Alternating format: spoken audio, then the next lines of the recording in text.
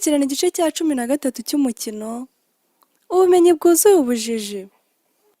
Ikinamico baho neza igamije gushishikariza imiryango kuboneza urubyaro, kurwanya inda ziterwa abangavu, kwigisha ubuzima bw'imyororokere, ndetse no kudatererana abangavu bahohotewe bagaterwa inda. Yo, ntamenya koko ntibwira umugenzi. Nimukurikire umukino. Nukuri twabyumvise muyobozi, tugiye kwisubiraho dukurikirana abana bacu. Nukuri ibyo ngibyo mbwiye birabimpamo. Kubera ko abana banyu ninongera kubabona hangaha muri uyu muhanda bizaba ikibazo gikomeye cyane. Ibyo bintu mumbwiye mubyeyi bizaba ibintu byanyabyo kandi mugomba kwitaho. Kuko ngewe ntago nkeneye abana ko tuzongera guhura nabo. Ibyo uvuze nibyo pe, ntituzongera kugwa mu makosa nk'ayo twakoraga. Kira ninongera kubona bano bana hano muri aya makosa kandi ntago bizaborohera. Harya murya mubyeyi niko mugore nta n'umugabo ugira cyangwa Ntawe twaratandukanye. N'urubyaro rwabo nta kintu bajya babafasha. Amfasha, twaba twabonaniye he ko duherukana batera inda? Basi babana ndabashaka hano n'ukuri kandi bagomba kwigishwa kugira ngo bajye bamenya ko bafasha urubyaro rwabo kuko nta mikino mbafite. Yewe, twabakura hehe? Mwese ni muzi aho baba? Aha, turahazi. Gusa ikigoye ni ukubafatisha ngo baze hano. Reka rero bano babyeyi nzabahamagare kuko burya uburere bw'umwana ntago buhabwa n'umubyeyi umwe. Izo nshingano zigomba kugira ababyeyi babiri bakita ku bana. Kandi ikindi kintu, hari n'umwana ushobora kuba afite umurezi umurera ku ruhande. Abo bana bose bagomba kugira uburere bwiza kandi bukagenda neza. Izi ni impanuro mugomba kujya mwitabira ibikorwa byose bibaho kandi bya leta mukabikurikiza. Tuzabikurikiza humura amasomo twarayahawe hagije pe. Rero mwakire zino mpanuro kandi munasinye. Kuko burya ahangaha abana baba bagomba kumenya ko inshingano ababyeyi bafite. N'ikindi kintu n'abayobozi b'umudugudu ibyo byose bakabikurikirana kugira ngo imyitwarire y'abana mu gihe bananiye ababyeyi babikurikize kandi nanone dukeneye ko gahunda za leta nk'inama n'umuganda ibyo byose babikurikiza. Murakoze. Gusa sinzi aho nahera nshimira, Imana ibaho umugisha. Sinari nzi ko nahinduka ariko muramfashije. Nabaga mu isi yabuhumye ariko ubu ndabona. Impore. Hari ababyeyi rero tuba dukeneye ko izo nshingano zose muzubahiriza.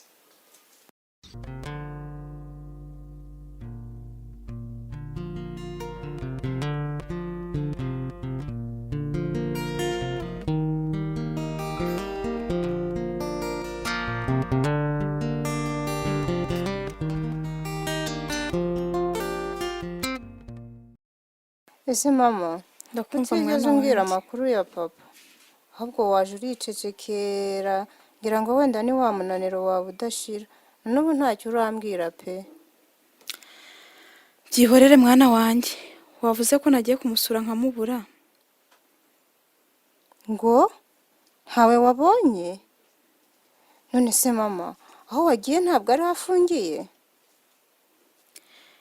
Niho ariko banze kumunyereka sinzi impamvu.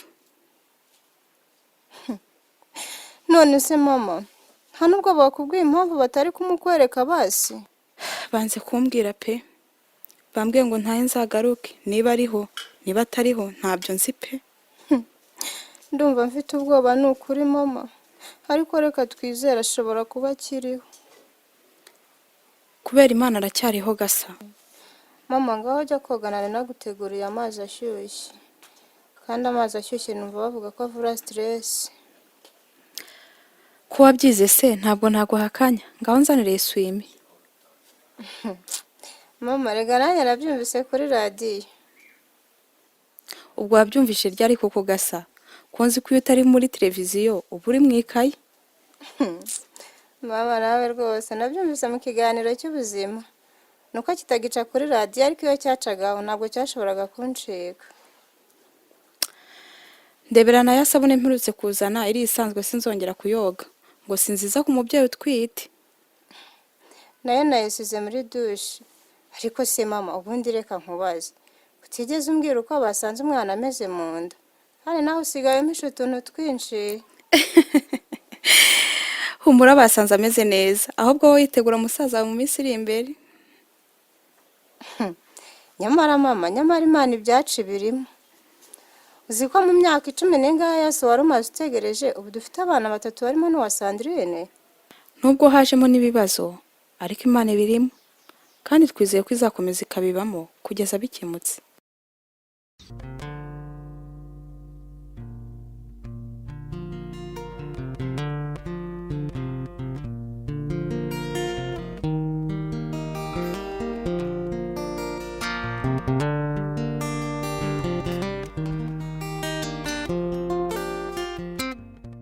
Wanjye se ko bakunda kugenda ugira ngo ndabasanga nikonye hamagara nyata Sandrine mukobwa wanjye Ndakumva papa. nzanira uwo mwuzukuru wanjye muterureho rwose dore ndi kumva mukeneye. Arasinziriye papa, ubundi se ko mba wishimye cyane n'ubuhorora. Kumva kandi ngewe nshaka umwuzukuru wanjye Sandrine kuko niwe nkeneye ibindi byo ni harya niwe ndigaze no bubivuga ngo ni sarapu nimba ari sarapu ngwiki ngo niba ari surprise se nibyo ngwiki surprise si mezote cyangwa rufatana mu mutwe pa yewe ngari kamuzane da turebe iyo surprise yawe wawe n'umuntu aragukunda agira ngo nawe amubyaye. Oya nibyo rwose yo Sandrine uyu mwana arasana rwema pe arasana rwema rwose ahubwo egera hino fungura aka kabiswi niyera umwuzukuru wanjye. Ngo ngwiki ibyo se ni ibiki koko waba uri komera umwana siko turageze igihe cyo kurya ariko papa none se Sandrine yatungwa n'amashirika gusa akabaho papa kuko urumva umwana w'amezi 3 yarya kireka iyo yujuje wenda nibura amezi 6. Mama ibyo ntabyo mba nibuka pe Sandrine ruganda nashaje ngaho yirye basaraza kuyisanga mu kabere ariko umenye ko surprise yanjye ipfuye ubusa. Oya ntago ipfuye ubusa rwose ahubwo uranongoye papa nuko usigaye ugira urukundo rwinshi cyane. Cyane mwana wanjye naho ubundi najya mbatungura buri munsi ahubwo se barumuna bawe barihe ngo nabo bahereza ibyo nabazaniye. Bari bagiye gutashya ntago baragera ahangaha ariko buriya bari mu nzira barimo baraza kuko ndabona butangiye no kwira. Akira rero nabuze ko bibaha dore nisubiriye mu gasantere hari umuntu wari ugiye kungurira ku musururu. Yewe papa bakana ko abantu bahinduka n'ukuri pe nzababwira. Urahindutse n'ukuri 100% pe. Narize pe ahubwo ngomba gufata umwanzuro wo kwigisha abandi bafite imyumvire nk'iyanjye ariko ndaza no gutaha kare tuganire dufate umwanzuro wo kuri wowe na rwema.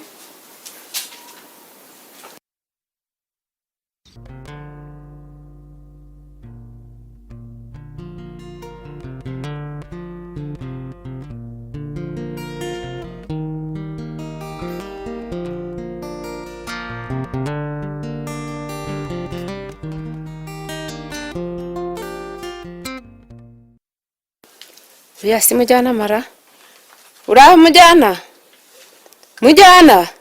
yego komana mbe mujyana yewe sinari nakumvise. aha narumiwe n'ukuri uzi ko iyo uri mu muhanda ugira ngo haruhira ugiye kuzimya nyisuhurize ma Uraho neza nyirama? uraho Yewe ndabona umwana wawe ameze neza. ndaho ndakomeye n'umwana ntiyaba arakomera neza pe hari Imana asigaye twitayeho. Hari Imana asigaye amwitaho ubu ni imyenda nawe yimuguriye. Mbese se ngo ninjye wayiguze reka niharera Imana pe. Yewe nakuri ndatangaye ubu babyantangaje pe.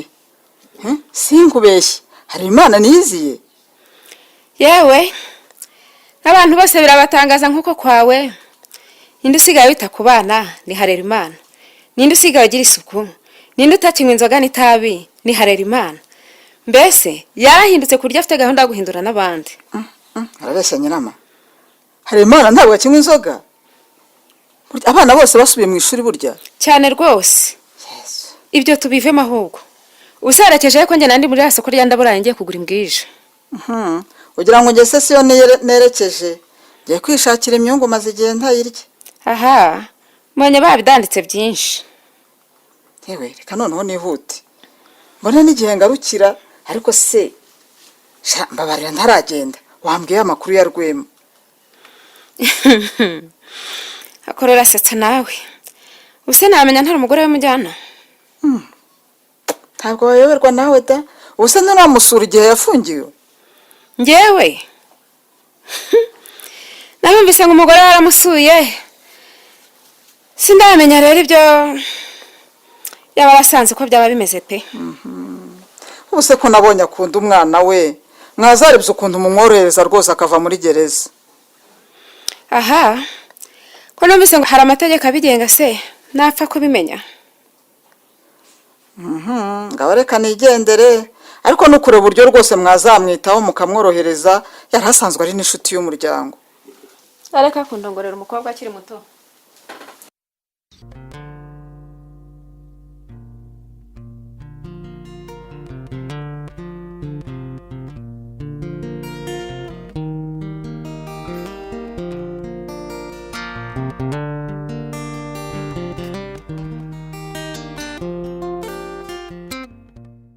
yo mbega ariko mbega umwana utinya urumva ukuntu ari kurira.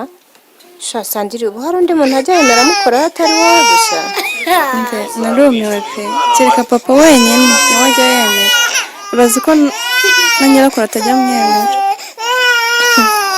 mbega uzi ko burya wa mwana asa na papa koko. Sandiri wamubwiye akemera nkamuterura.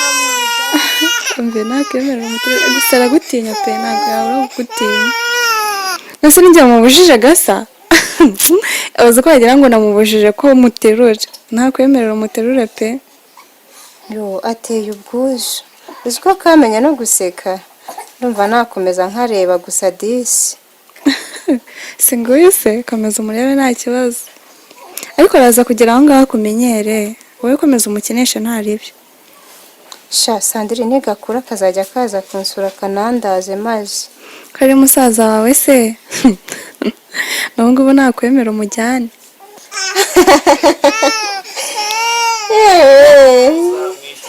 harya Sandiri dupfana iki. ubwo se hari icyo tumva koko gasa ni nka undi mama wawe kuko nakubyariye musaza wawe. ariko Sandiri uzi ko tungana mu myaka none nguri mama. ariko wa mugani ntiwambyariye musaza wanjye. yewe hari ibintu biba bitangaje pe. shana kuri nta n'igitangaje pe ahubwo ni ukujya unyubaha kuko ibintu byo kuba tungana byarangiye. nese ntuzi ko umuntu ashobora kuba se w'umuntu kandi wabereye se amuruta mu myaka kure. gute se Sandiri. uzi ko nta masano wigeze wiga we. ese burya uri kuvuga iby'amasano. naringize ngo uwo mwana yabyara umuntu umuruta mu buryo busanzwe. ubwo se urumva bishoboka gasa ahubwo noneho ndabona agusanga noneho ubanza yakumenyereye pe. iyo benshi areka muterure. ego ko mana. Sandiri uzi ko amaze kugira ibiro byinshi. ngubu afite ibiro bingahe. none se ko yonka neza ntarwaragurika yabuzwa n'iki kuko gukura. ibiro byoho ntabwo yabura kuba bifite pe ubu bafite ibiro 12 ahubwo. ngo 12. uzi ko mu mezi 3 ari imbere utazaba ukibasha kumuheka. Sandiri ndumva baguhamagara kuri telefone. uzi ko bari kumamagara koko ndabona ahubwo na nimero ntazi nitabe numve. muraho neza. muraho neza ko tutabamenye. ni umuyobozi wa sitasiyo ya RIB. ni wowe Sandrine n'umukobwa wabyaranye na Rwema. yego ni njyewe. ejo rero saa 3 za mu gitondo turabakeneye hano kuri sitasiyo ya RIB kandi muzabanguke. mwana yanjye turahisa kupa. ubuse bazaba bagiye kukubaza iki Sandrine. basi uzajyane n'Imana. iki gice umaze kumva cyanditswe n'itsinda Fasaco. umutoza w'abakinnyi ni Gendahayo Vincent, naho wafashe amajwi ni Jean Baptiste Nshimiyimana. Tubashimiye ko mwakurikiye umukino, nimugire ijoro ryiza.